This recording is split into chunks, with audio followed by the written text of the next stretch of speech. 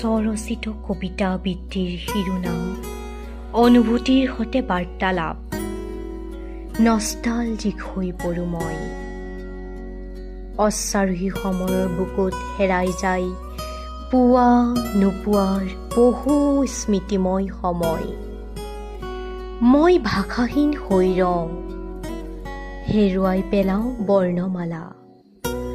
স্তব্ধ হৈ পৰে সময়ৰ বুকুত হেৰাই যোৱা সেই সময়বোৰ। মই বাৰু মৰিচিকা বিচাৰি ঘূৰি ফুৰা এটি নিসংগ পক্ষিনী এতিয়া। সঁচাকৈয়ে ধূলিকণাময় মানুহৰ সমষ্টিত প্ৰিয়ম্বিকা নামটি ধূলিকণা হৈ নাযায়তো।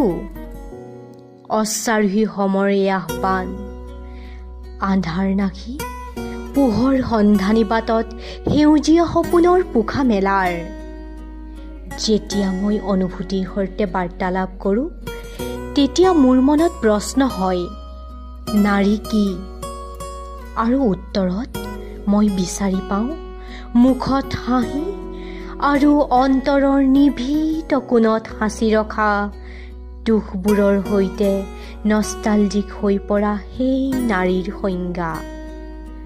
নাৰী মাতৃ, নাৰী বন্ধু, নাৰী শক্তি, নাৰী সাগৰৰ দৰে এখন বিশাল মৰমৰ অধিকাৰী, এখন হৃদয়ৰ গৰাকী। হে নাৰী, তোমাক স্বাগতম।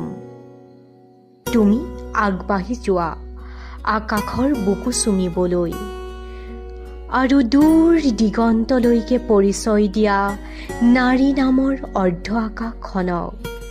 এয়াই হৈছে অনুভূতিৰ সৈতে বাৰ্তালাপ কৰাৰ মোৰ এক প্ৰয়াস।